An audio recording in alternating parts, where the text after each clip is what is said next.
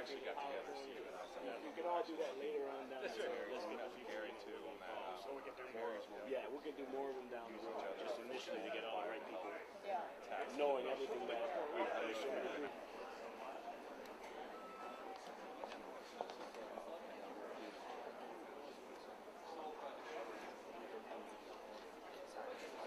Where they're going to push them that way, we can be there. You know, and You would say 800 hours?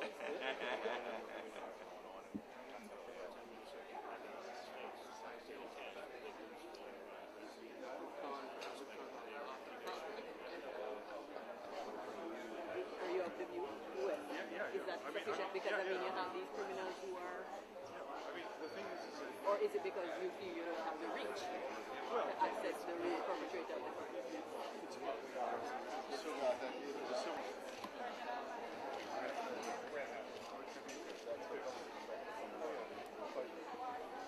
Can't find some solution this morning.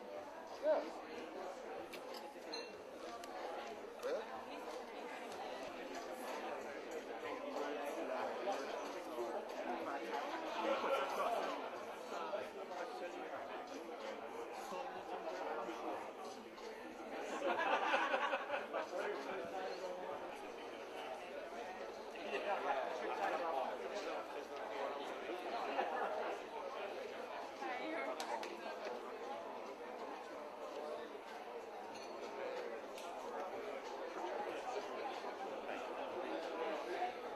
for independence, to the fact that the United States represents the country with which we have the greatest trading relationship.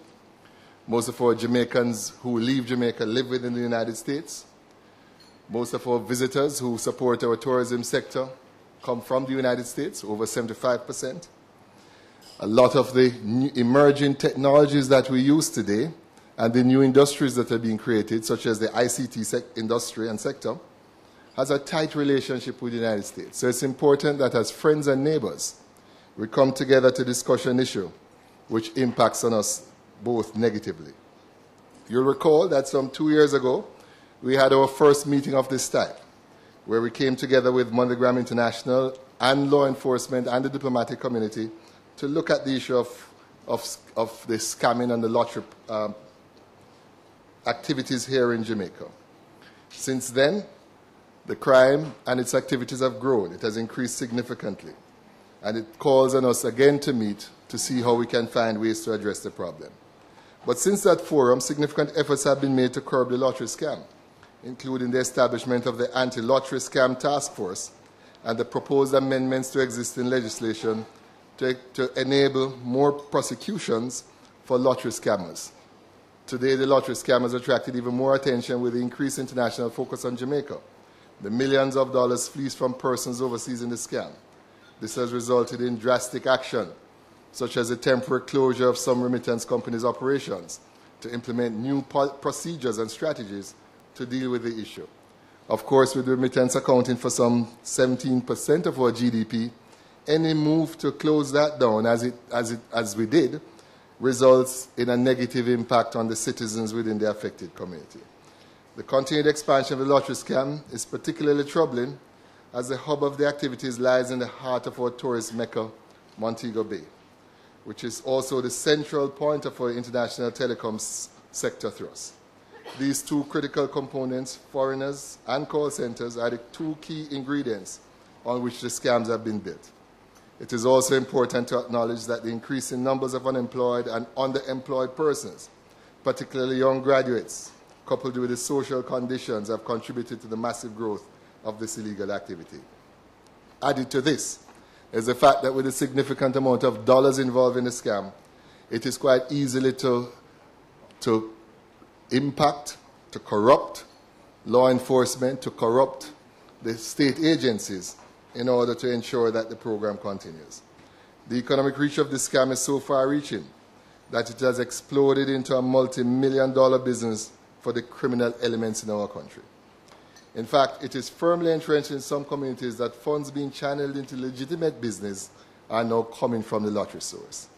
Its tentacles has permeated many parishes, and even entire families have become involved in the operations. From the emergence of the lottery scam and the resulting negative publicity for Jamaica, there is no doubt that this fraudulent activity is a significant risk to Jamaica on several levels. Our diplomatic relations are being severely tested as a result of the massive financial loss suffered particularly by innocent elderly citizens, vulnerable and gullible in some instances within some states in the United States. Although already our international image is taking a battering with the stigma attached to the country, as well as documentaries and advisories warning persons against taking calls from our international area code 1876. A quick browse on the internet, particularly YouTube, will find many programs alerting American citizens to be careful of 876 and, in fact, to be careful of Jamaica. Another obvious risk is the impact on the remittance sector that I mentioned earlier, and the fact that it represents such an important part of our economy. The impact of lottery scam on the country's information and communication technology sector, particularly call center operations in Montego Bay, could make Jamaica an unattractive place to invest and do business, when in particular this sector is one identified by our country and our government as one for growth and potential. And it is therefore important that today we look at this matter with great seriousness and seek to ensure that we put an immediate end to its operations. For the financial sector, we have been learning of new strategies being used where young persons are approaching elderly persons within communities in Jamaica to borrow, rent their accounts so that those accounts can be used as surrogates for the passage of funds. So this too has an impact on the financial sector, which represents a substantial part of the Jamaican economy. As a consequence of all of this, we have a serious matter to deal with. And our aim this morning is to create awareness within this room, to create awareness within the wider community through the broadcast of these activities, so that persons can become aware, so that persons who conduct business within communities will seek to identify and recognize persons who are in this business and seek to avoid doing business with those persons. To encourage our citizens to be mindful when persons approach them to borrow their account, to ensure that we bring together the law enforcement agencies along with the diplomatic community and the financial sector in a manner in which we don't normally meet to address an issue which I believe is of significant impact, which could have significant impact in our country. I want to thank the media for deciding to be with us this morning and to ensure that there's greater voice to the efforts that we're seeking to achieve this morning. With that said, I now invite Mrs. Tonya Grant, an executive with Jamaica National Building Society, to say the grace. Tonya, you're fired. Active, successful, and blessed. O Lord, guide us in our discussion. We ask for your wisdom concerning the issues we face. O Lord, bless the meal we are about to partake of, dear Lord. Bless the preparer, O God. These and other blessings we ask in your Son's name, Jesus Christ our Lord. Amen. Amen. Thank you, Tonya Grant. We're now going to have breakfast. We're scheduled to do that for 25 minutes, but we're going to try and eat fast.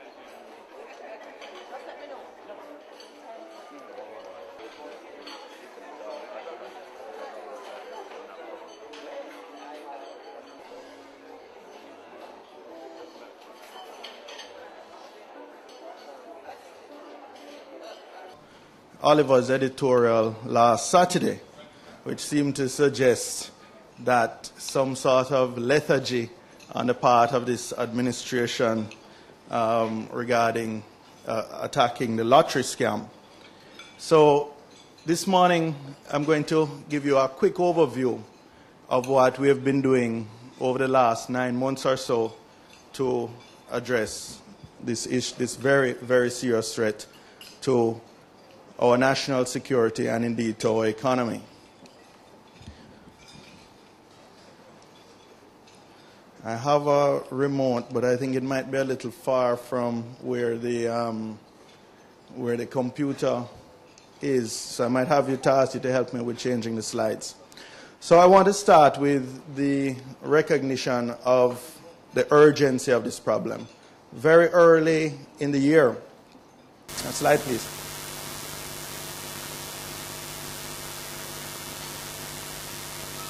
You have to change the slides for me, it doesn't appear to have arranged. Very early in the year, we recognized that the lottery scam was a tier 1 threat. During the course of doing our national security policy for 2012.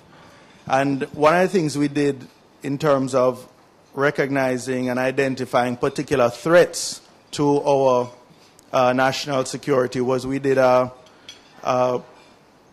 probability impact matrix. Just go directly to the matrix for me. And what that does is essentially identify or categorize the threats in 4 quadrants depending on their impact and the likelihood of their occurring. And we recognize that the lottery scam was a tier 1 threat, a clear and present danger. And not necessarily because any individual player within the lottery scam business arose to the level of kingpin, but because collectively it was fueling not just the money laundering and the stealing money essentially from elderly victims predominantly in North America, but also one of the things we did was to try and connect the dots, and perhaps for the first time clearly connected the dots between the level of violent crime, particularly in the western end of Jamaica, and the illicit proceeds from the lottery scam. Slide, please. And we took a joined-up approach in terms of government. We had the Ministry of Justice, the Ministry of Science, Technology, Energy, and Mining, who have the jurisdiction or the portfolio responsibility for the Cybercrimes Act, and of course the Ministry of National Security through the JCF doing the majority of the heavy lifting. Slide. And you know, Oliver, this is particularly for you. I'll just go quickly through some of the articles, predominantly in a paper you're familiar with, of various statements that we've been making about the lottery scam. In fact, here is one way back in February. Go back for me, please. Way back in February, where I was being literally attacked in media by a number of persons telling me to leave the lotto scam alone. Now, I think if it was business as usual, I doubt that the scammers would have thought it necessarily to orchestrate a media attack on me. Next slide. And similarly, we can go through a number of media stories covering our campaigns to sensitize Jamaicans to the fact that this is a real threat, that it is not a benign sort of victimless crime, and also that we have to put all the resources that we can against this issue.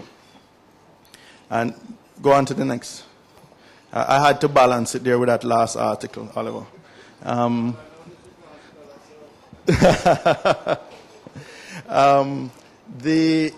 Hardly read it, so I wouldn't know.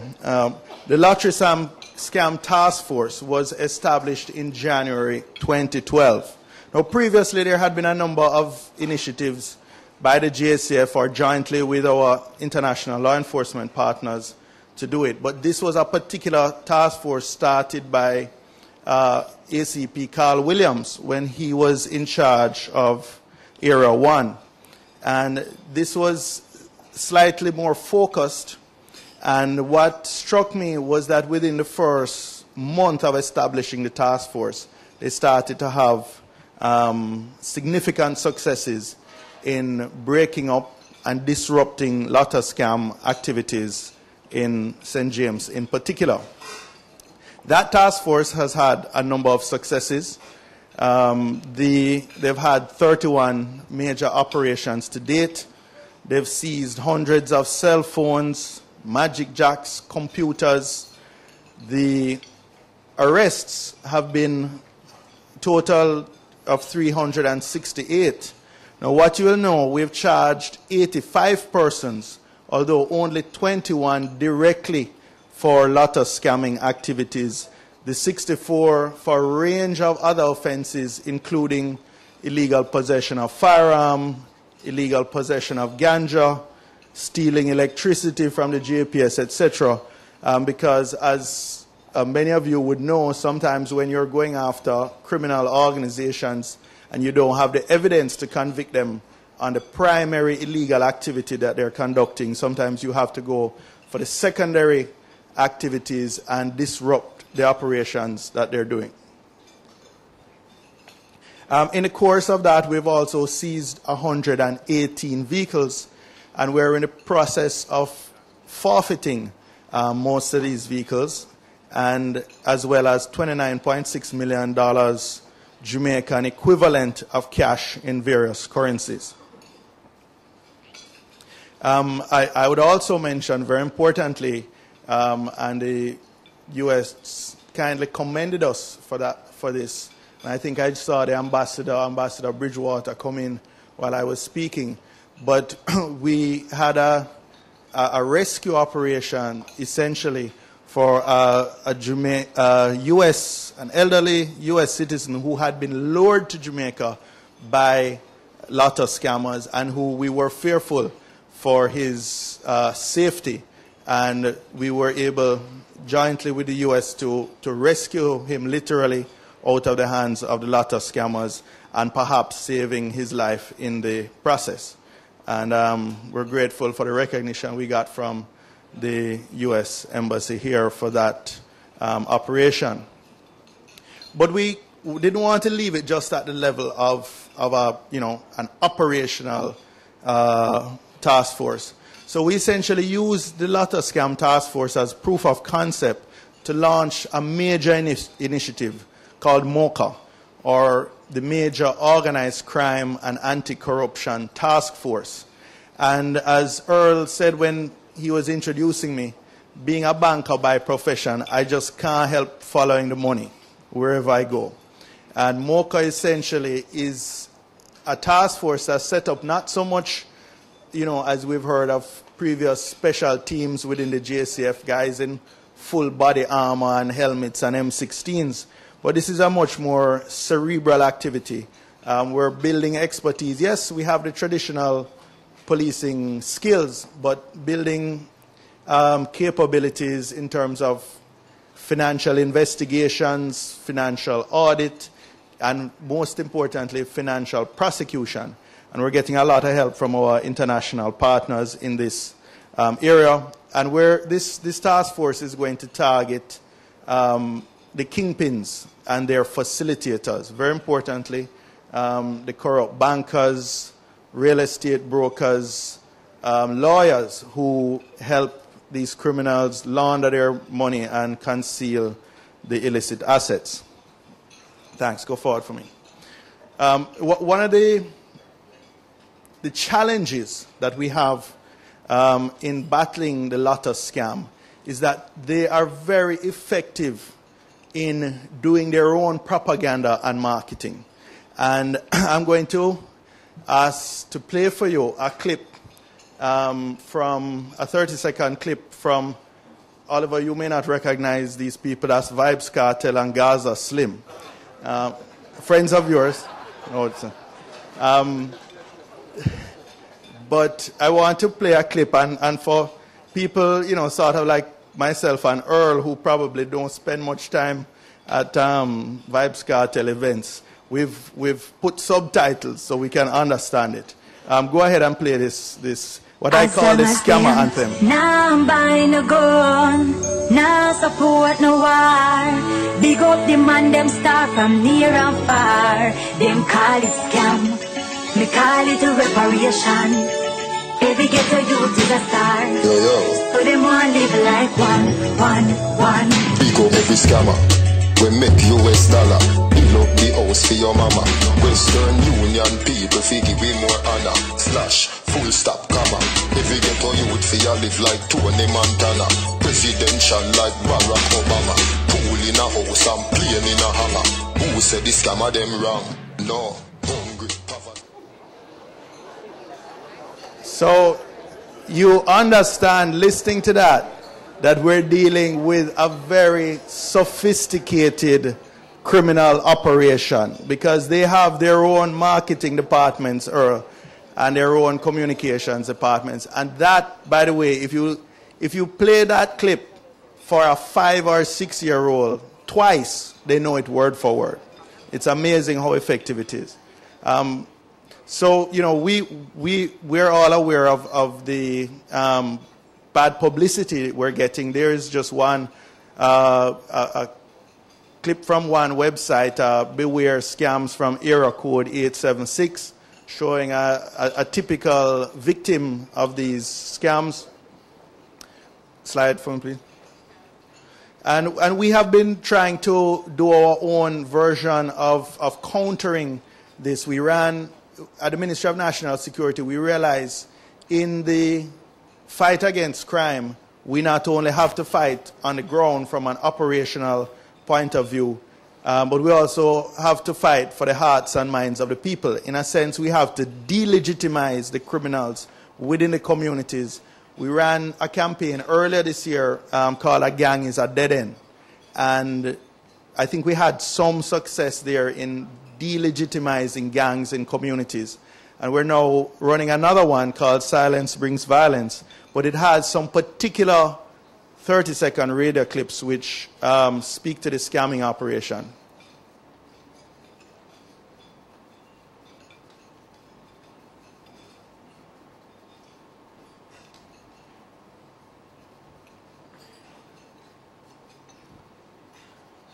I'm supposed to be getting the 30-second radio clips. Okay, I think.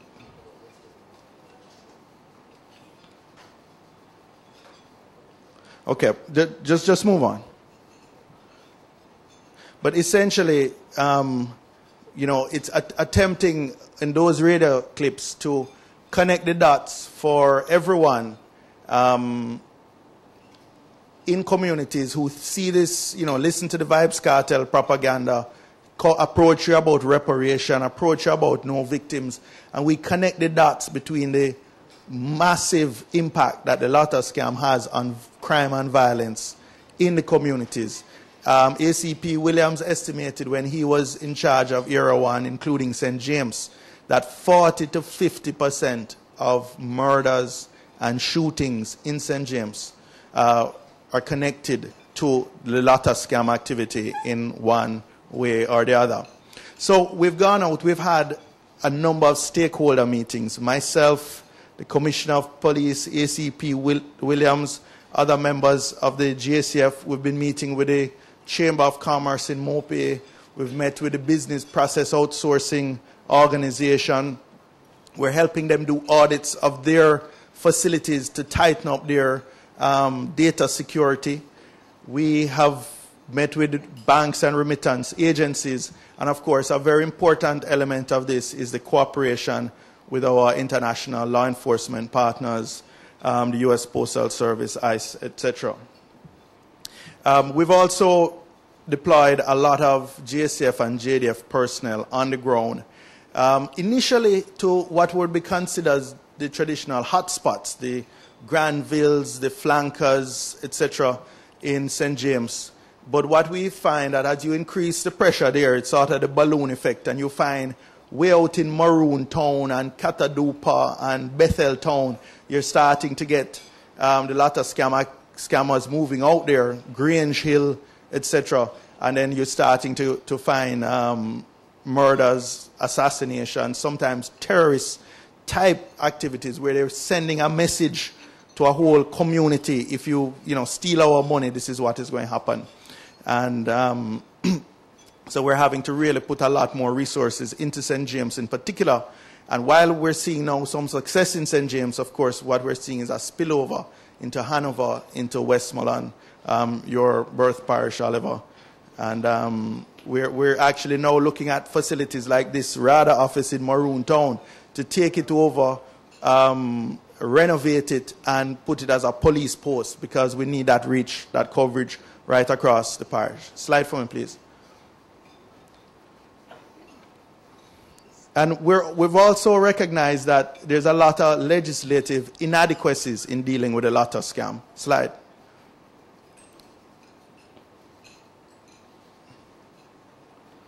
We had a couple of months ago, anchored by, I see the DPP smiling, anchored by one of our very capable deputies, the Minister of Justice, asked for a study to be done on the effective investigation and prosecution of lottery scams in Jamaica. And they reported, it was a collaborative effort between the DPP's office and the JCF and the Ministry of Justice. And they gave quite a comprehensive report on some of the deficiencies that exist. Essentially, we have no specific statutory provisions to treat with advanced fee fraud, which is a generic term for the lottery scam type offenses. And also it's very difficult to collect evidence because the victim, as I said earlier, is typically an elderly person in some Midwestern state of the U.S. Who is not going to be inclined to come to Jamaica to give evidence in a Jamaican court, particularly when we have the propensity to keep postponing matters. They identified weaknesses in the Cybercrimes Act, and based on their report, the Minister of Justice brought a proposal a submission rather, to Cabinet to pass a specific piece of legislation to deal with advanced fee fraud. But that is going to take some time because we're starting from scratch. But what we're doing in the meantime is that within the next week or two, I expect the Minister of Justice will table a bill which will essentially amend the Evidence Act to ensure that we can admit witnesses by video link technology to courts in Jamaica to give evidence and to be cross-examined, all by video link, which would save those victims for whom it is difficult to travel. And this would affect not, of course, just the lottery scam victims, but victims of, for example, child sexual offenses or sexual offenses against children, and to where you have a vulnerable witness victim, and you want to make it as convenient and as minimal intimidation in the process of giving evidence. Also, as I said, MOCA, one of the areas they're focusing on is utilizing the proceeds of Crime Act more effectively, particularly the forfeiture provisions, both the criminal and civil forfeiture provisions. And we're now bringing some sections of the Larceny Act to be Schedule 2 offenses under POCA. And essentially what that does is to allow persons convicted of those offenses to facilitate recovering the assets, the illicit assets of persons convicted for those offenses by using the proceeds of Crime Act. So we're essentially all in this together. The government is seized with the fact that it is a tier 1 threat to our society, to our economy, to our national security. I've laid out a number of operational strategies that we're using to counter this, and it's going to strengthen as MOCA gets up to full speed. I've outlined the communication strategies we're using to tackle what is quite a sophisticated criminal operation in in their own, using their own communication methodology, have outlined the legislative amendments that were that are in passage now, and some of which will come into effect before the end of this year, which will improve our capacity to successfully prosecute, or the DPP's capacity to successfully prosecute. And I've also outlined our full cooperation with international law enforcement agencies. If there is any question that there is any political coverage for anybody involved in that, I can disabuse you of that. The police have absolute independence in following the intelligence and the evidence to lead to the prosecution of criminals wherever they may be, of whatever color they may try to camouflage themselves with. Any luck with the voice clips? If you've sorted that out, you could just play those voice clips for me. Scammer, I one of the wickedest set of criminals.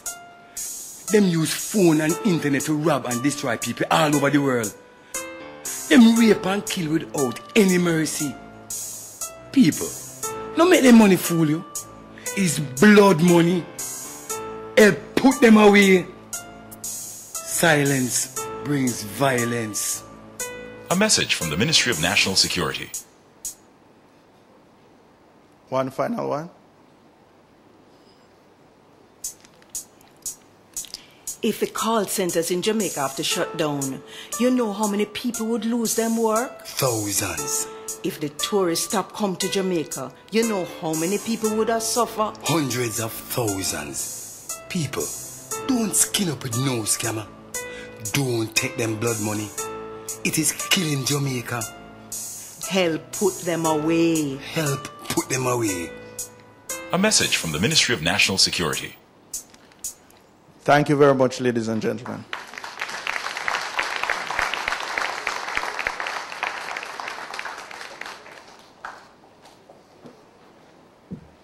Thank you, Minister Bunting. That song was played on the radio. The Vibes Cartel song would have been played on public radio. You pulled it.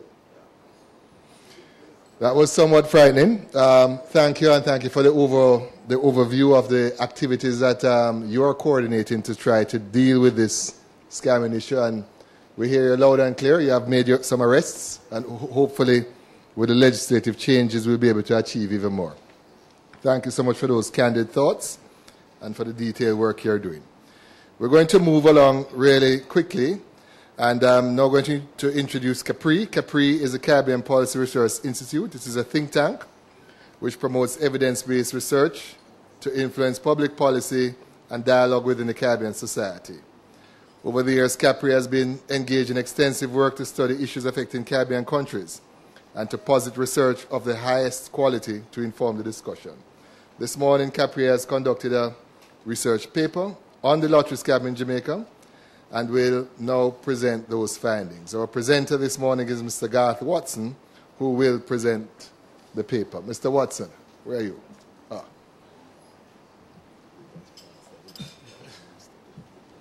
Okay.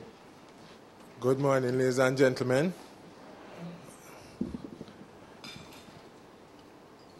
I will try to be as brief as possible, but first I have to observe all protocol.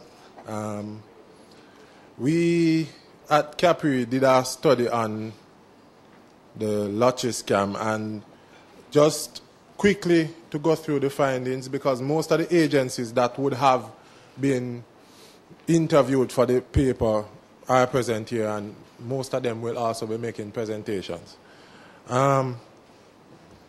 Slide.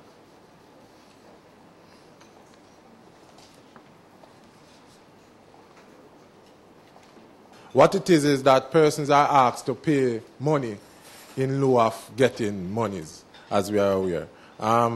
It is an issue that is becoming widespread globally as information communication technology becomes more available and more easily accessed, right? And the reach for the ICT increases. And Jamaica currently is trying to become more involved in ICT as one of our goals is to increase our ICT through, especially in telemarketing. We have invested, are seeking to invest in that area, which is one of the problems that we are having now. A lot of training has been done in that area as well, and infrastructure has been developed in that area. And so the persons who are typically the scammers would have benefited from training in ICT, unfortunately. So they're very au fait with methods of telemarketing, which is where the problem starts. So they are trained to convince persons globally to purchase and accept messages from them. The typical victims of the of the scamming are older persons, which has been noted several times. They are typically from English-speaking developed countries, so the US, the UK, and Canada. Most of the victims are from there, but especially the US, based on evidence that we have. The problem is, however, that we only know about, say, 10% of victims, because most persons who are victims remain silent for various reasons. They're embarrassed, mainly. And that is the norm in this kind of activity. Persons who are victims of scams tend not to want persons to know that they were victims because they're embarrassed, as I said. They don't want people to think that they fell victims because they were greedy and those kind of things. The minister suggested that the victims would have been from the Midwest in the US, but what the data shows is that they're really from the Northeast.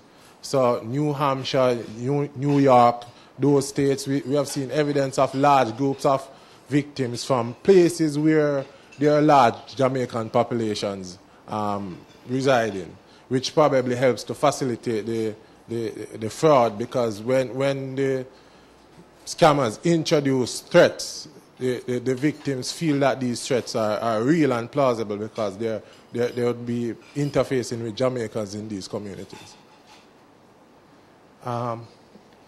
So the crime, as we know, is centered around St. James. And though we have said repeatedly that it does have the potential to impact on tourism, as it is now, there is no evidence based on interviews with different agencies that would have that data, that tourist arrivals are being impacted directly by this issue.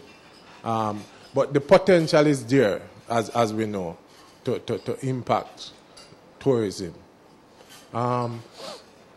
There's not a lot of international media coverage, even though the Band 876 website is up. The international media coverage is not as robust and consistent as it is locally, where every 2 weeks you have at least one article in the local paper about this issue. So what this is saying to us is that the impact that internationally might not be as significant as we are assuming. There is not a lot of coverage within the major media houses. And we in Jamaica already have a poor reputation. We have to be honest about that in terms of serious crimes. So persons who are investing, persons who would have come here to visit as tourists, would have taken those things into consideration, right, before they came here. So we already have a reputation in that area. Now, the increases in other crimes that are being discussed and we have seen in St. James especially, while there is a clear link between the scamming and other crimes, but the correlation in terms of the percentage or the level of impact on other crime, those correlations have not been established significantly. So one of the issues that may be impacting on the levels of crime increases is migratory crime. The past couple of years, there has been a significant increase in policing in Kingston and St. Catherine, and we have seen that criminals have started to move outside of these areas. I suppose that because the scamming is going on and these criminals expect that they would be able to access these criminals in St. James, they would have moved there as well. Now, one issue that hasn't been mentioned much in the media is that there have been benefits to commercial activity in Montego Bay from the proceeds of this crime. Businesses have been benefiting because the scammers do not bank these monies. Right? They'll buy cars, houses, what have you. So there has been some benefits, but these benefits are not sustainable, and that I think is really one of the issues that we need to address. In terms of the regulatory framework, while it is very robust, it is focused mainly on money laundering and anti-terrorism, right? So there isn't a focus on cybercrime, really, in terms of regulations. But there are suggestions that this area will be bolstered. So generally, some laws need to be created or improved to capture some of the special issues related to advance payment fraud. A few recommendations. The first one focuses on data and communication of information. More reliance on data among stakeholders in terms of decision making, but also a general increase or improvement in the information that is accessible to the public or is sent to the public, because a lot of persons do not know the intricacies, most important of which is the impact, the general impact of the lottery scamming on victims. You know, persons have no idea that $300 million, it is estimated, have been fleeced in a very short space of time. A general issue in St. James is that the focus is only on tourism and now ICT. So there needs to be some expansion in the variety of commercial activities. I'm being told that I need to wrap up. But this is my last point. An improvement in regulations in terms of remittances. One of the issues that I wanted to raise was that one of the major media houses in the U.S. that mentioned or referred to the lottery scam was indicating significantly that there is no real evidence that all of these cases of Jamaican lottery scams are from Jamaica. Because of the nature of ICT, these things some of them can come from anywhere. So there are persons in other communities who use this because they know that this is something that we are grappling with to expand their own criminal desires. All right, thank you very much for your time. Okay. I want to thank you, Mr. Watson, for the research done and for presenting it here this morning. We're now going to move quickly into our panel discussions. Thank you, Mr. Watson. We're going to now move into our panel discussions. We're going to be assessing the impact of the scam on the banking and remittance sector. And this morning, Dr. Christopher Tufton, the Co-Executive Director of CAPRI, and the former Minister of Agriculture and Fisheries and Industry, and also Minister of Industry, Investment and Commerce, to lead these discussions. Chris? Commendations to Jamaica National for organizing this event and their team. And welcome to all our visiting friends who are here in Jamaica to participate in this event. States, and again, maybe it's anecdotal, but it is recorded that some 30,000 calls are made each day from Jamaica into North America trying to fleece victims. It sounds like a large number, but maybe it's intended to create a wow effect. But it is recorded, and even if it's not 30,000, it's certainly a large number. Similarly, the information on victims suggests that there is approximately $300 million that changes hands as a consequence of this deviant behavior. Now, this is linked to this particular discussion that we will have, which is the movement of that 300 million or whatever amount. In terms of Jamaica, we all know it is said that we have probably 2 to 3 million Jamaicans living outside of Jamaica. And a key component of our foreign exchange earnings comes from remittances. And therefore, remittance services is a critical vehicle for moving money to loved ones, to friends.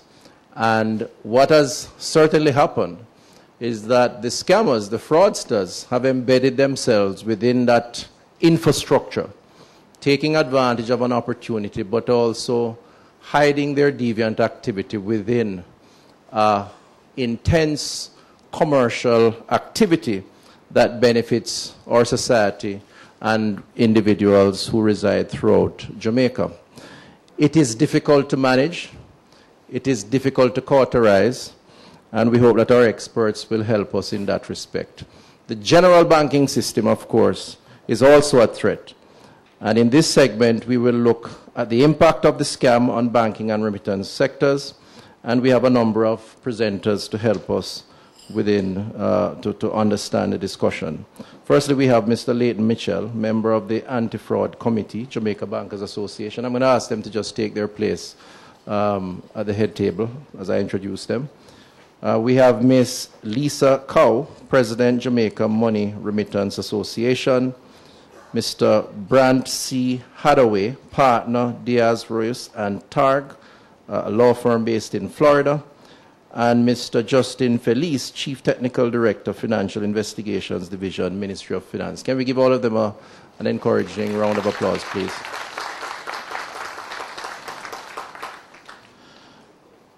We will begin in the order that I introduced the panelists, the participants. And my understanding, please help me, Earl, each presenter has how long? 10 to 12 minutes, and I will help you if you overstay your time. Thank you very much.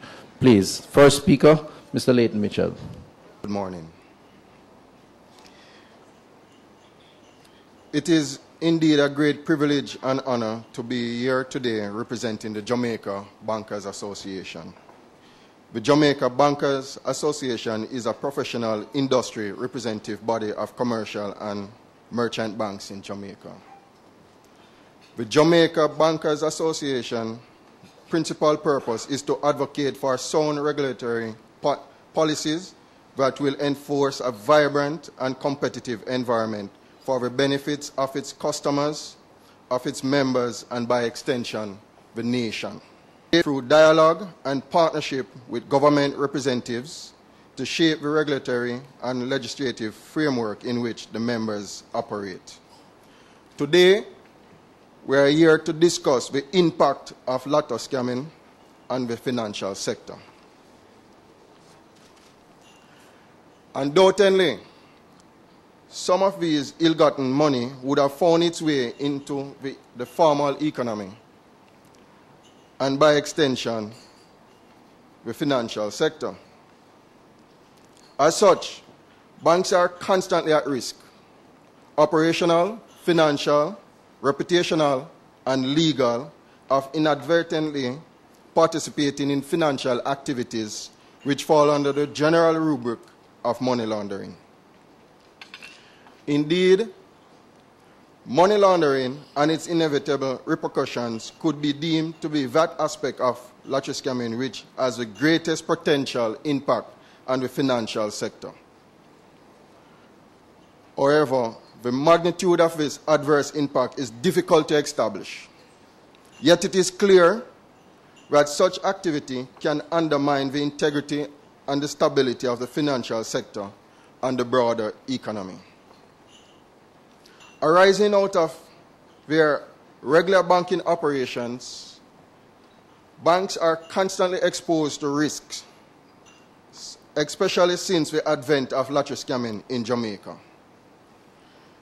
These risks are discussed below. There is a legal risk. The legal risk is a potential for lawsuits, adverse judgments, unenforceable contracts, fines and penalties generating losses, increased expenses for an institution, and even closure of such institution.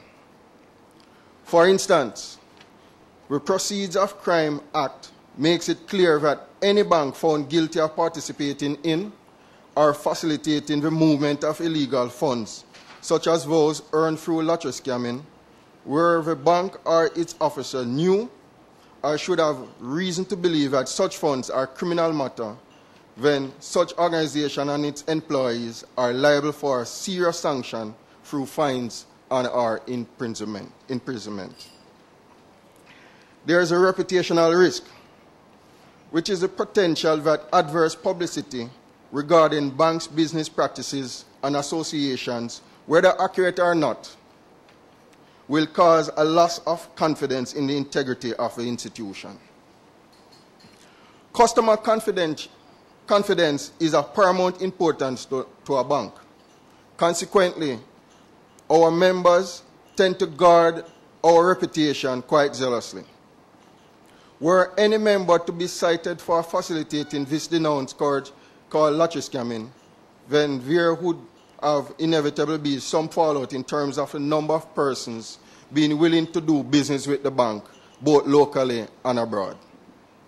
There is also the operational risk, which is a potential for loss resulting from inadequate or failed internal processes, people, systems, or external events. All banks operating in Jamaica depend on correspondent banks abroad for completion of international business transactions. However, based on laws in the United States and in other first world countries with which we do business, no member of their financial sector may continue to do business relationship with foreign banks that are found to be facilitators of money laundering. Now, that is a serious implication. If banks are not able to do international transactions, it could have serious implications for not only the financial sector, but also for businesses and the government as well. There is also the financial risk. Banks operating in Jamaica have on their books customers, and this is very important, customers who fall into the category of high risk, as described by the Proceeds of Crime Act.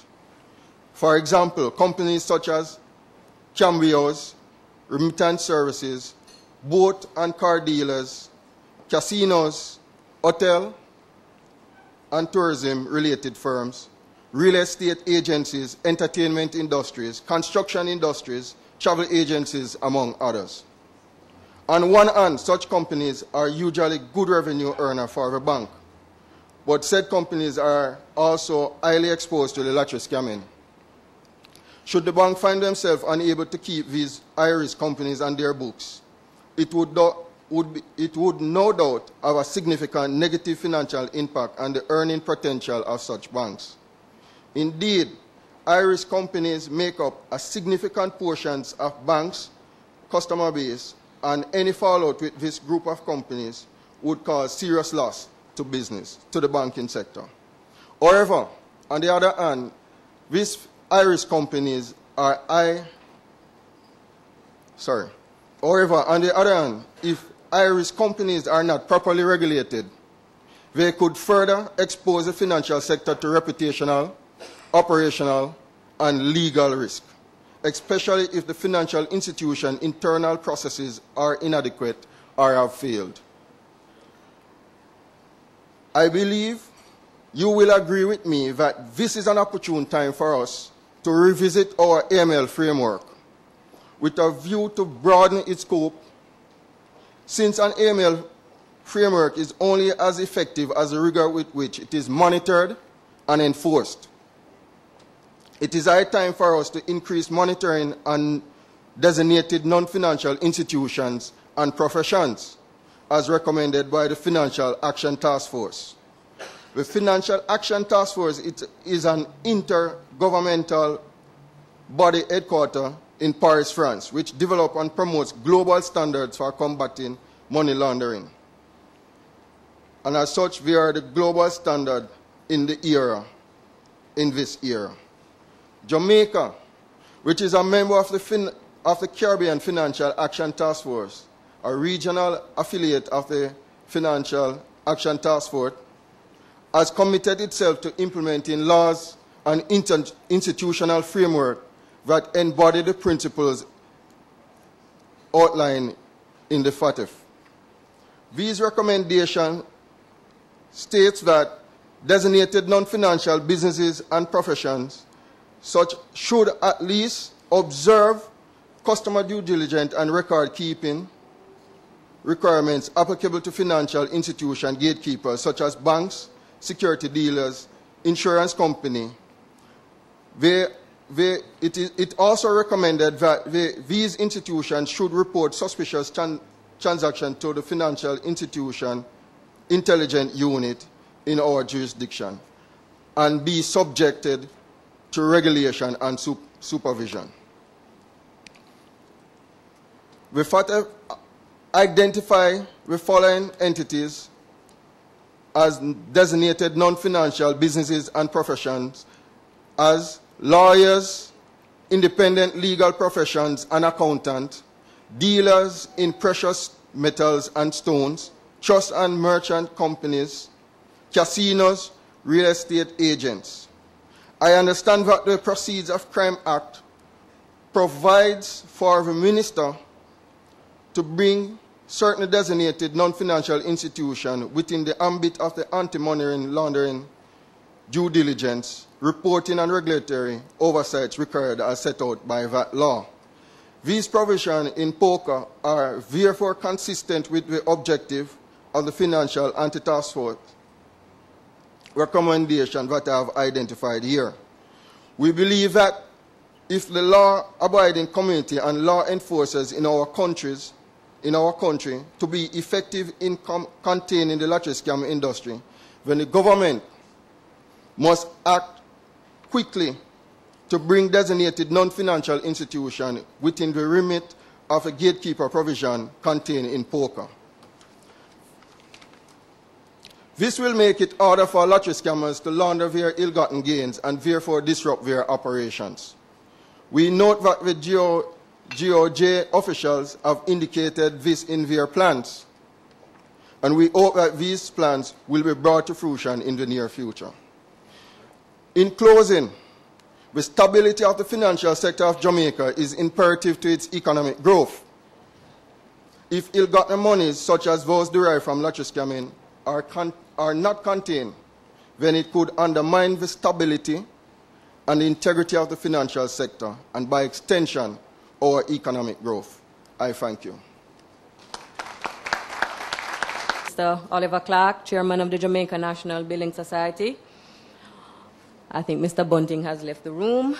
Honorable Arnalda Brown, Minister of State in the Ministry of Foreign Affairs and Foreign Trade. Sharon Folks Abrahams, Minister of State in the Ministry of Industry and Investment. Ms. Paula Llewellyn, Director of Public Prosecutions. Assistant Commissioner of Police, Justin Felix.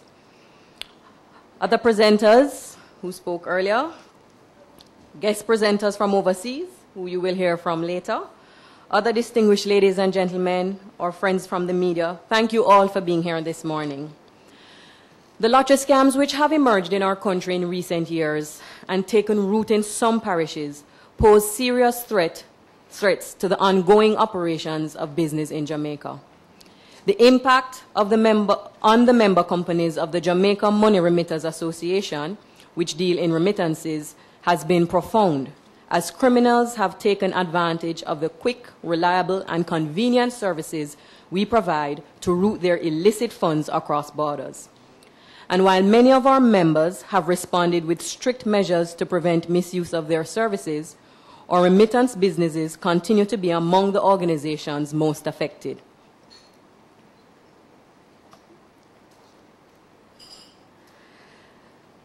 The pervasiveness of these illicit activities over the past 2 years has caused some of our member companies to shut down their operations in select locations.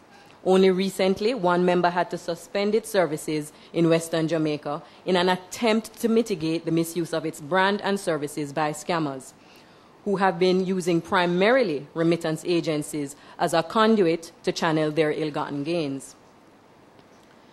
However, these deleterious activities have now ventured into other areas of the financial industry, and even into businesses far beyond the financial industry, ladies and gentlemen, as scammers seek out other avenues to maintain the life of their illicit trade. We are aware that fraudsters are now targeting our postal services, directing victims and/or their scamming colleagues in the overseas markets to send their advance payments by mail and even courier. Some have also cunningly begun to use the retail trade, directing their victims to purchase and ship electronics and appliances to Jamaica, which the scammers then sell to get the illicit funds. Fortunately, we have seen where concerted effort has been and continue to be made on the part of the government and the private sector to eradicate these scams and bring the perpetrators to justice. But in spite of all the efforts to date, we believe that a lot more work has to be done. Ladies and gentlemen, the operation of these scams do not augur well for the business environment in Jamaica. It mars our reputation as a place to live, work, and do business, turning away potential investors in the diaspora and in the international marketplace. It also threatens the sustainability of our second highest foreign exchange earner, tourism, as violent crimes fueled by the trade continue to increase in communities closest to our resort areas. Most of all, let us not forget the thousands of families who depend on funds remitted from relatives and friends overseas to meet their economic and social needs locally. They too are coming under the strain from the scam, as it becomes more difficult for them to access their legitimate funds. It is clear that with inflows in excess of $1 billion for the first 6 months of this year alone, remittances continue to be a major source of foreign exchange and balance of payment support for our country, which is facing critical economic challenges at this time, this having worsened even more recently with the passage of Hurricane Sandy. Colleagues, the lottery scam affects all of us, and it is against that background that the Jamaica Money Remitters Association has raised its concern about what appears to be the continued proliferation of this scam, despite all the strategies that have been put in place to stem their escalation. In addition to carrying out our regulatory obligations to reverse current trends, and I know Mr. Walker's presentation said one organization has put strategies in place. On behalf of the association, I know I can very confidently say that all the members of the Jamaica Money Remitters Association have put measures in place to prevent the abuse of their systems by lottery scammers. We at the JMRA, either collectively or through individual member organizations, continue to support national initiatives to fight this corrosive scheme by maintaining dialogue and support for task force set up to address the problem, by facilitating an environment in which our members can share strategies and information with each other, by lobbying for implementation of legislation to empower our nation's crime fighters to more effectively tackle this crime, and by pressing for integrated systems that will help us to quickly detect fraud. We continue to hold discussions with security teams across the island, and more importantly, teams such as the Anti-Lottery Scam Task Force, a subsidiary of the Major Organized Crime and Anti-Corruption Task Force, and through them, with other government agencies and regulatory bodies, as they strengthen their effort to reduce the growth of the lottery scam. And I'd like to congratulate Superintendent of Police Leon Clunis, I believe I saw him earlier this morning, for his and the work of his team in bringing together various stakeholders to collectively arrive at solutions to this terrible crime. This scam, ladies and gentlemen, is subtle. It feeds on the naivety of its victims, and therefore our members have been looking at how educational programs can be developed to build awareness and empower victims, many of whom, as you heard earlier, are unsuspecting retired persons living overseas. Without the requisite resources to arrest this spawning illicit scheme, these fraudulent activities will continue to threaten our operations, and indeed, it has been forcing us to find ways to conduct business with the public that are more complex and cumbersome. The continuation of these fraudulent activities is forcing remittance agencies to invest in additional human resources and technology so as to increase their scrutiny of transfers. Many of our members have increased their expenditure on training for employees so that they can quickly identify suspicious activities and stay ahead of the techniques being used by the fraudsters to transfer their ill-gotten gains. In addition to these human resource strains, the continued misuse of our brands and services by scammers have forced many JMRA members to continually adjust their compliance procedures, which have sometimes resulted in delays for legitimate customers, and subject them to uncomfortable know your customer and due diligence procedures to ensure that the funds being remitted through our agencies are from bona fide resources. Implementing these stricter compliance measures, of course, also compromises the quality of service the remittance companies deliver, as legitimate customers are forced to undergo rigorous and tedious verification processes, which may cause frustration. And while many remittance companies are aware that it is in their best interest to educate customers about new procedures, the frequency with which our members have to make changes makes these educational programs costly and sometimes logistically difficult to implement. And that, of course, leads to even further customer frustration. These frustrated customers, relying on remittances for everyday consumption purposes, can quickly become angry customers who may, in some instances, choose to demonstrate their anger in abusive ways. As a result, remittance companies are also forced to put additional security in place to protect frontline employees. Now, these scammers, who it is reported collect thousands of US dollars on a daily basis, also have the nerve to become frustrated and angered by the new screening procedures and transaction procedures that we implement. Many, if not most of our members, have seen their security budgets balloon as a result. We have had to increase physical security in our locations, while some companies have had to provide members of staff with personal security after they were threatened by scammers, who, by the way, sometimes not only know these employees personally because they come from the same communities, but who often know their family members and know where they live. The implementation of these compliance and security measures are costly, which means an increase in operational expenditure for the remittance companies that also have obligations to their international owners and overseas investors. These additional costs associated with the implementation of increasingly rigid and bureaucratic methods of doing business obviously would affect our bottom line. The closure of money transfer agencies, if it were to happen as a result of these increased costs, and I must say that while the association covers all members and all licensees of the Bank of Jamaica to offer this service, obviously you have a wide scope of companies that are covered by the association. And some of the smaller members of the association finds it quite difficult to keep up with the cost associated with the security and the compliance programs and the software systems that are needed to do the type of tracking of this kind of activity. The importance of remittance to our economy cannot be overstated. And additionally, our remittance companies play a critical role which allows for convenient, quick, and safe access to money transfers. A survey conducted by the Bank of Jamaica in 2010 on remittances to the island underscored that 3 out of 4 recipients used only remittance agencies to collect their money transfers. And these funds, as we know, are vital sources of supplemental income for local recipients. A wide cross-section of Jamaicans therefore depend on our services. And so as an association, we are determined to do all that is within our remit to protect the best interests of our customers in Jamaica and our customers overseas. The expectation that our members, and that is the remittance companies, must do more to eliminate the lottery scam places a heavy burden on us. It is in this regard that we call for legislation to be fast-tracked to prosecute the perpetrators of the lottery scam. Among the legislative items that we are proposing and supporting is the amendment to the Evidence Act, and we're very happy to hear Minister Bunting speak earlier about that. But he did qualify it by saying that it may take some time. And our call is that we would like to see as much being done to ensure that those legislative changes take place much sooner than earlier. The JMRA believes the lottery scam, given its size and impact, should be entered into law as crime. And again, we are happy to see that that is going to take place.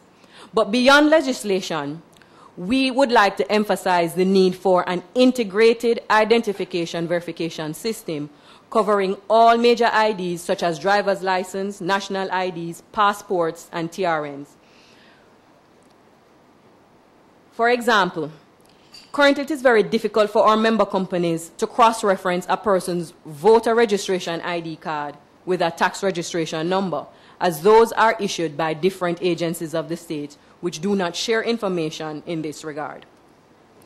Ladies and gentlemen, like invasive species, the lottery scam has taken on a seemingly uncontrollable appetite that can only be eradicated by our immediate, blunt, but tactical force. Your presence here this morning speaks volumes about your own commitment to eradicate the lottery scam.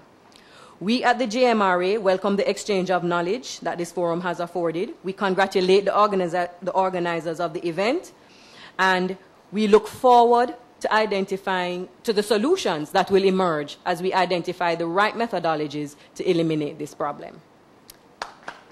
My name's Brant Hadaway.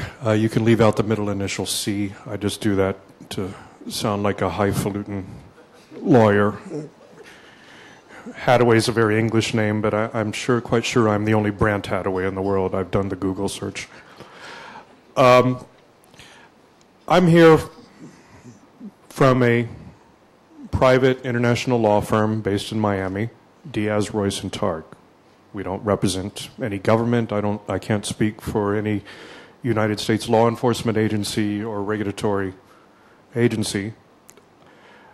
What I can offer you is some thoughts from the point of view of a law firm that in our practice profile, we deal with issues like this from two perspectives. One is we have a number of board-certified anti-money laundering specialists in our firm, and we do give advice and do seminars on best practices and due diligence.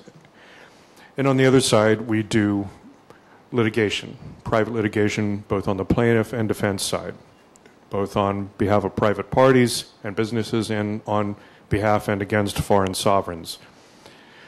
We have done quite a bit of litigation involving Ponzi schemes in the Caribbean, especially since the real estate bubble in 2008. A lot of real estate Ponzi schemes, real estate investment schemes collapsed, and there has been substantial litigation over those matters, and we've been involved in a number of those cases.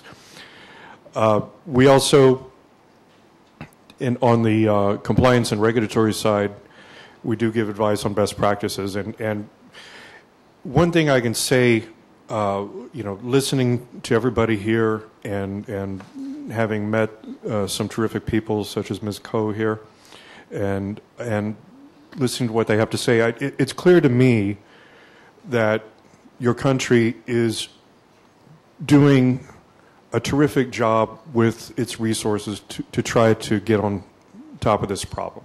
And I think that anybody with knowledge of the Caribbean would say that, with a country like Jamaica, with its resources and having made the effort it's making, I can only say that it seems like you're doing, a terrific job. So I don't want to come here and with the pretense of giving lectures on what you should be doing or what you might not be doing. I just want to offer some thoughts. First, from the compliance standpoint, the emerging best practice in the U.S. is to merge your anti-fraud and your anti-money laundering compliance departments. And that is particularly apt when dealing with a scam like this, because a scam like an advance fee scam, it has a money laundering component and it has a fraud component. Whereas in anti-money laundering, you're looking for patterns of conduct that give rise to suspicious activity, and you file your suspicious activity report with, in the U.S., it would be FinCEN or your local regulatory body. And maybe an investigation occurs, maybe it doesn't. Anti-fraud is more of a sort of an instance of an incidental concern. You have particular instances of fraud, and you need to be on top of the situation right away. And here with this advance fees payment scam, you're really looking at components of both. And so our recommendation is, for best practices in general, is to merge your anti-fraud and anti-money laundering compliance, whether you're a bank with departments or a remittance agency. You want to take that into account. Now, the larger point, which I hope is useful, that I'd like to make, is from the point of view of a litigator. Now, with the economy being the way it's been the last few years, there are a lot of hungry lawyers on the streets in the United States.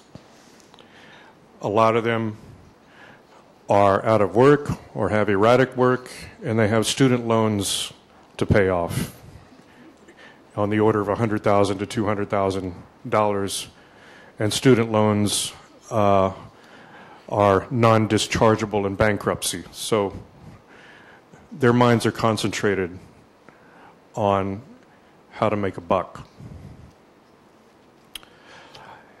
And the reason I mention that is because we're talking a lot about regulatory compliance and the efforts of law enforcement, the efforts of the government. But if you think getting a visit from a regulator is a bad day, you have never been served with a lawsuit by a plaintiff's attorney in the United States. And the reason I mention this is quite simple. With the Ponzi schemes that have been emerging in the U.S., lawyers who represent victims are going to be looking for the deep pocket and for the low-hanging fruit. If a victim comes to me looking for relief, my concern as a private litigator is not necessarily to find the ultimate perpetrator.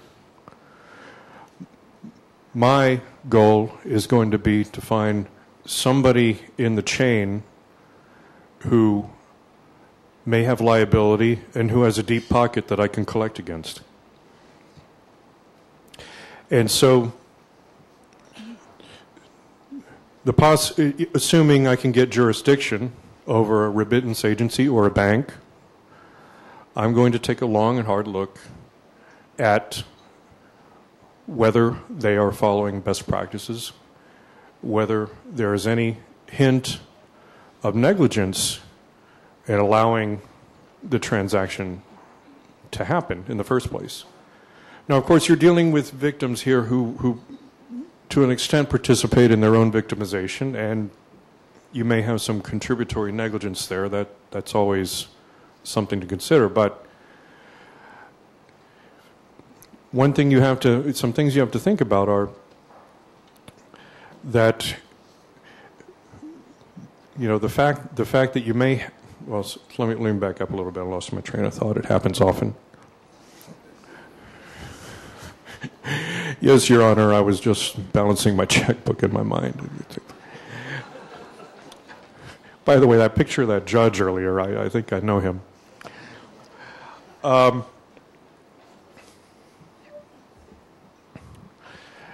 In the U.S., we have a lot of civil remedies, from class actions to civil RICO meaning on both the state and federal level. And when I put my plaintiff's attorney cap on, I'm thinking, if I get one victim in the door, maybe that victim has a low value case, maybe $1,000, $5,000, $10,000. But if I can get that one victim in the door, I could possibly bring a class action if I can find that there was a pattern of people being victimized, and I can identify one or a handful of financial services companies or institutions that had a role, then I might consider bringing a class action. And here's another reason why it's attractive for me to bring a class action against the financial sector, because fraud is something that, as a matter of general law in the U.S., is not susceptible to class relief, because you have issues of individual reliance that have to be proven in a fraud case. But I don't need to prove fraud to go after the financial services that were involved. I just need to prove negligence. And that is something that is susceptible to class relief. And now, while I'm not saying that this is the kind of case I would take, I'm not even sure if anybody would take the case. It might be tough to prove. It might be hard to get jurisdiction. Of course, in Florida, our jurisdictional statute provides that if you commit a tort causing injury in the state of Florida, you can be subject to personal jurisdiction in the state. But this is something that if I could just leave one thing for everybody to think about, this is what I would want you to be thinking about, is, not just from a standpoint of the slow-moving engine of legislation and regulation, but just in terms of what's your day-to-day knowledge, what's your day-to-day ability to think creatively about what's happening. We just had very recently in Miami a scandal that emerged a couple of years ago, where a local attorney had been running a Ponzi scheme that turned out to be $1.2 billion. A gentleman named Scott Rothstein. I actually interviewed at his firm years ago. He was, by all accounts, he was a respectable attorney in the community. But it turned out he was offering a kind of security in selling people judgments that turned out to be non-existent. And one group of investors brought suit against a Canadian bank, Toronto Dominion Bank, TD Bank, alleging that TD Bank's compliance department knew or should have known that it was aiding and abetting a fraud. And TD Bank got hammered with a $67 million judgment. So this is serious stuff that's happening right now in respect to the civil litigation side. And so you may find yourself in a position where you've done all you can, or all you think you can from a regulatory standpoint, but a hungry and aggressive U.S. lawyer, all he wants to do is get his case in front of a jury and ask that jury to determine whether they were burying the bank or the remittance agency was burying its head in the sand. And once you get to that stage, all bets are off. Anyway, I'll be happy to take questions later. Thank you.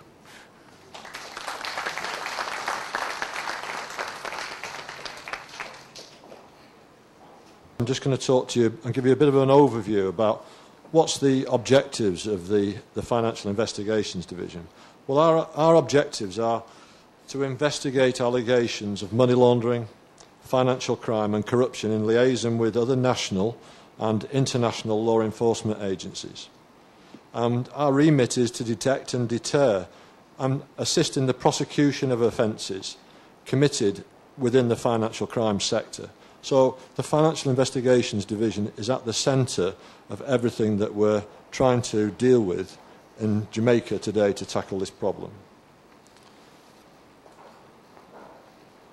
The legislation that we work under is up on the slide there. It's the Terrorism Prevention Act, Proceeds of Crime Act, the Financial Investigations Division Act, and the Terrorism Prevention Regulations. All of them, particularly the Proceeds of Crime Act and the FID Act, are the two pieces of legislation that the FID has mandated to implement. The financial institutions, our guests here today, we've already talked about designated non-financial institutions, which I would like to talk about again in a little while because of the significant issues that I have with that. And of course, the Minister of National Security or Foreign Affairs can actually declare another institution that has to be part of the regulation side. I just want to talk to you now about the volume of data that is coming through the Financial Investigations Division on a daily, weekly basis. People talk about suspicious transactions, threshold transactions, and I just want to show you some of the sizes of the data that is coming through to the Financial Investigations Division. And if you look from remittance agencies alone, we are receiving approximately 300,000 suspicious transaction reports coming through to the Financial Investigations Division. Now that causes us a significant problem because you can imagine per year. That causes us a significant problem because how do you process that amount of data and actually analyse it to find out where are your problems? At the moment, a lot of it is done manually. We try and get the information sent to us on CDs. We then put it onto an Excel spreadsheet, which really isn't the 21st century technology that is required. And there are databases available, and I'm hoping that with international support, in short order, we're going to be able to implement a new system where the financial institutions will be able to electronically send STR data through to us, and then the analysis of that data will be done electronically, giving us more opportunities for some positive investigations to take place. The threshold transactions aren't quite as bad, but again you can see for the year another 102,000 threshold reports that we have to process at FID. We haven't got a lot of staff, I'm not making any excuses, but this amount of data takes significant amounts of analysis, and I don't think we're probably getting the best intelligence out of this data that I think we could. So one of my targets is to look at how we can implement new IT systems to try and analyse this data to provide us with new information. Moving on, a lot of people this morning have talked about the designated non-financial institutions. And we need urgent regulations. And everybody, we're talking about it all the time, urgent regulations and urgent regulations. But we need it now, not tomorrow. We need it today. And we need these non-financial institutions to be regulated. What we've got is, we've got lawyers, notaries, casinos, real estates, dealers in precious stones, trust company service providers. And I would like to add another one to that list, car dealers. We all know that the lottery scammers like flash vehicles, high-end vehicles, and they go and buy their high-end vehicles using suitcases full of cash. They go and buy their properties with suitcases full of cash. We've got to say in Jamaica, we don't accept cash. You have to put your money through a bank account. We have to put a sign up saying, no cash. We have to stop it, and we have to stop it quickly. Unfortunately, you know, my academic friend there is saying the benefits of the lottery scam to the retail businesses, the car dealers, the real estate businesses, are doing very well because unfortunately they're accepting cash. And we've got to say, no more cash. You have to put your finances through bank accounts or other financial institutions. I think we need urgent regulations, and I appeal to the government ministers here today to please, because it's not just Felice at FID saying this, I think everybody is saying these industries have to be quickly regulated. Some of the analysis that comes out of the work that's done at the Financial Investigations Division talks about some of the remittances sent through are very small, multiple senders, multiple recipients, multiple transactions on the same day. Lots of data that we're collecting. Senders are normally elderly, things that we've already talked about. Residing in areas where there's not large concentrations of Jamaicans. We've looked at the surnames. They tend not to be of English origin, hence unlikely to be related to a typical Jamaican. This is some of the data coming out of the FID's department. It's island-wide. It's actually spreading. The people collecting are normally 18 to 30 years, but we've had elderly people collecting. We've had a blind person collecting, an elderly blind person, who was being used by one of these youths to go and collect the money.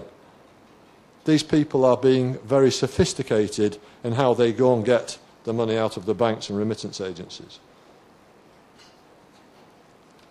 Other financial institutions, we're seeing larger sums being transferred, frequent large cash deposits, new accounts being opened, or dormant ones being reactivated, and possibly joint accounts with elderly relatives. We go on. How are they getting the money? ATMs and point of service, which is debit cards. Source of funds, not credible. Occupation, not in keeping with the level of incomes, deposits. Cash incentive businesses, we've talked about those. These are businesses that deal with large amounts of cash and can quite easily launder that cash through legitimate businesses. People running, for example, you could have a music event up in the western side and saying, you know, we took 10,000 US dollars when actually only 50,000 US dollars came through the door. It's very easy organising an event to wash your money, clean your money and put it into a bank account. So we need to look at how we are seeing those regulations taking place. Recent trends, as we get better, as Superintendent Clunis and the MOCA team and the Anti-Lottery Task Force get better, they are becoming more sophisticated. They're collecting funds in other islands now in the Caribbean and then travelling through the airports and seaports coming back into the town. They use third parties, couriers. So what do we have to do? What's the challenges? We need to get better sender information. We're struggling to get better sender information. The obtaining of witness statements. We know the difficulties of getting witnesses in foreign jurisdictions to come and give evidence. We know that there's a lacuna in the law about video evidence being allowed here. I don't really want to keep repeating what other people have already said, but unfortunately there is a bit of repetition in the presentation. We've talked about delays in the court system. We've talked about insufficient resources and IT. But the financial institutions, they've got to have effective implementation of the policies and procedures for suspicious transactions. You would think that 300,000 suspicious transactions would indicate that the financial institutions are actually doing a good job. But I was told, I think it was the day before yesterday, that in Cayman Islands they have 200 suspicious transactions reports a year. Now, there's something not right there somewhere. And I need to get an academic to look at that and say, what is going on? Because clearly something is wrong, and I would suggest it's probably not in Jamaica. Continuous staff training, know your customer. It's very difficult.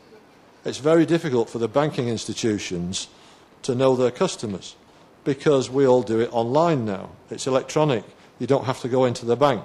So knowing your customer becomes much more difficult. And we need to look at greater collaboration between overseas agencies and remittance partners. What's the proposed solutions? I think there are a number of proposed solutions. I think what we've heard today is there's a lot of research, there's a lot of information. There's academic research, there's law enforcement research, there's banking, financial research. It all needs to be brought together. And we need to produce a strategic intelligence assessment. A strategic intelligence assessment is bringing together, data warehousing, all of the information and intelligence that's out there. and putting it into one document. If we produce a strategic intelligence assessment, we will then be in a position in Jamaica to agree what are the control strategies that you need to put in place to manage the risks, because the risks will be identified in the strategic intelligence assessment. I think what also we need to do is get support from all law enforcement agencies. His Excellency, the Canadian High Commissioner, said, you know, I'm sure this is affecting Canadians. It is. It's spreading. These people are making lots of money. They don't have boundaries. They don't say, well, we're just going to go to the United States. They'll go wherever they can to get money sent to them. There are no boundaries for criminals. Moving on to the final slide. There needs to be an increased focus by law enforcement. We need to be more sophisticated in the way that we're going to tackle this problem. The sophistication is about what I would like to sell to you today, is about the seizing of assets. Money from assets has to be ploughed back into communities. If we show the communities that if we seize a criminal's asset and then we go open a rape crisis centre in St James, or we make a safer community in Clarendon with the proceeds of crime that these criminals have taken, it's not difficult to get the buy-in of the public into asset recovery. I'm saying to the government, if you invest in asset recovery, I promise you, you will get significant returns back into the consolidated fund to plough back into crime-fighting initiatives.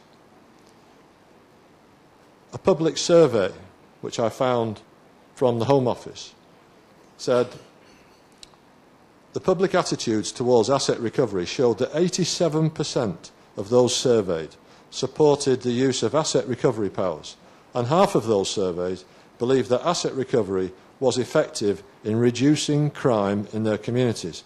I'm talking about a different approach to crime fighting. A different approach, a sophisticated approach, seizing the assets. Half of those surveyed also felt that asset recovery gave them a better opinion of the police. Asset recovery should be self-generating, which is what I'm alluding to. The more you recover, the more you increase the capacity of your criminal justice agencies. We're actually going to be able to self-fund our criminal justice agencies if we are successful. But what I'm saying to the government is, you need to invest in asset recovery. We need to put some money into it now to tackle the lottery scam problems, because arresting people, prosecuting people before the courts, we know, is extremely difficult. Seizing their assets is a way to take away everything. Since I've only been at the Financial Investigations Division for 3 months, already lawyers are knocking on our doors when there's forfeiture orders, wanting to do a deal because they want to try and keep a house for their mother. I've never seen lawyers before knocking on the door saying, I want to do a deal, please. Asset recovery is a phenomenal tool in the fight against crime. We need to be more sophisticated in what we're doing. And what I'm advocating is that we'll make safer and stronger communities if we seize the assets. So basically, ladies and gentlemen, I want to say crime doesn't pay. We need to seize assets. We need to be more proactive in that, because I think that sophisticated approach of removing the high-end vehicle, removing the property, removing the assets of their crime is the way that we should be tackling this problem. Thank you very much.